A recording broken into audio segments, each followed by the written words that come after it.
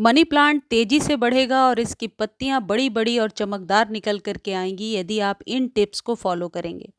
बदलते मौसम के साथ आपके मनी प्लांट के पत्तों को सूखने से कैसे बचा सकते हैं और किस तरीके से मनी प्लांट की ग्रोथ को तेज कर सकते हैं।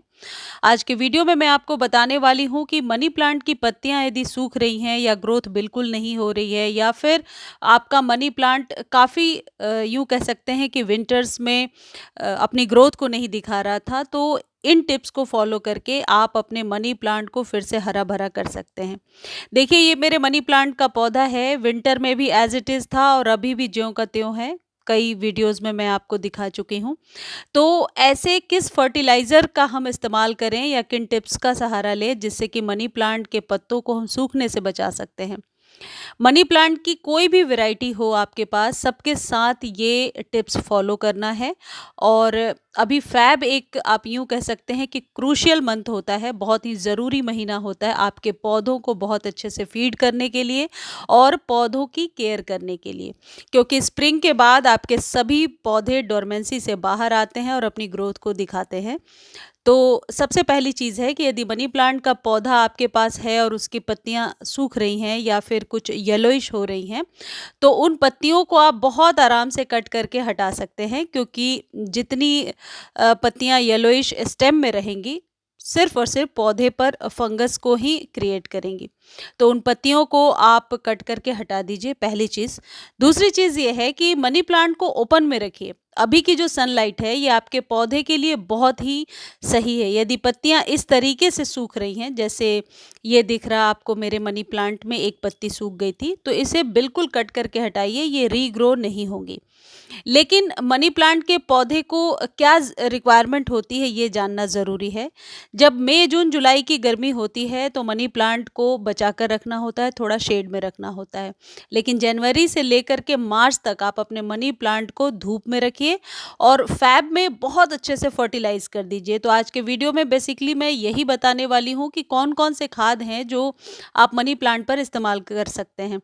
अभी आप मनी प्लांट की न्यू पौध भी लगा सकते हैं अपने ही किसी प्लांट से कट करके, और 2 या 3 इसके नोड एरिया को आप मिट्टी में दबाएंगे तो ये जो पौधा है अपनी रूट्स को निकालना शुरू कर देगा। देखिए, सबसे पहली चीज़ है, मनी प्लांट की पत्तियों को सूखने से बचाने के लिए आप 1 चम्मच चाय पत्ती फ्रेश टी लीफ लीजिए और इसे 4-5 घंटे के लिए पानी में डाल करके ढक कर रख दीजिए। जब ये 1 ग्लास ये मिश्रण तैयार हो जाएगा, इसे 1 लीटर पानी में डालिए और पत्तों को बहुत अच्छे से वॉश कर दीजिए। ये जो चाय पत्ती वाली खाद है, ये आपके मनी प्लांट की मिट्टी को एसिडिक करता है, जो कि एग्जैक्टली रिक्वायरमेंट होती है आपके मनी प्लांट की।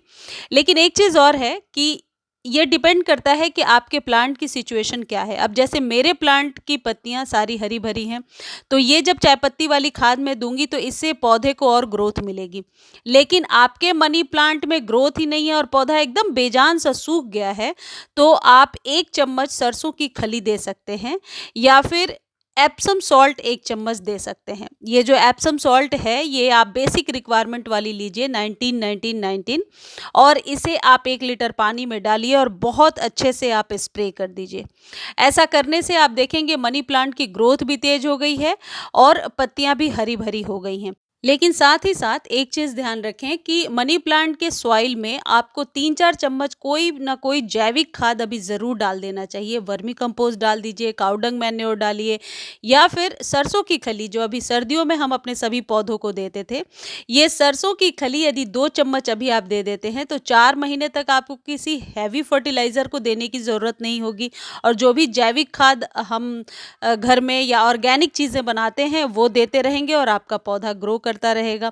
तो यदि सरसों की खली है वो 1 या 2 चम्मच दीजिए या फिर कोई भी प्रकार के कंपोस्ट को दे दीजिए। लेकिन सिर्फ लिक्विड खाद देने से फैब में पौधे को ज़्यादा, आप कह सकते हैं, पोषक तत्व नहीं मिलेगा, क्योंकि सर्दियों के बाद एक हैवी फर्टिलाइज़र को देना बहुत ज़रूरी है।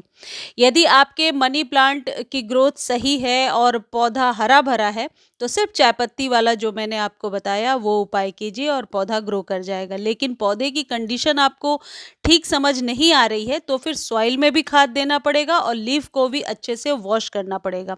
मनी प्लांट के पत्तियों को हमेशा धोते रहना चाहिए और वॉश करके क्लीन रखना चाहिए। कहने का मतलब है कि जितना ज़्यादा डस्ट होगा आपका पौधा डल नज़र आएगा और पौधे में जो ग्रीन पिगमेंटेशन है वो ज़्यादा निकल कर के नहीं आएगी।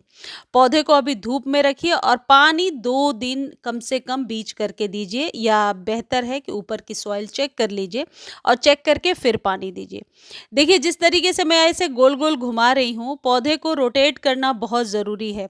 कई बार क्या होता है कि एक साइड से पौधा ग्रो हो जाता है, दूसरी साइड से डल होने लगता है क्योंकि उस साइड तो धूप लग नहीं रही है।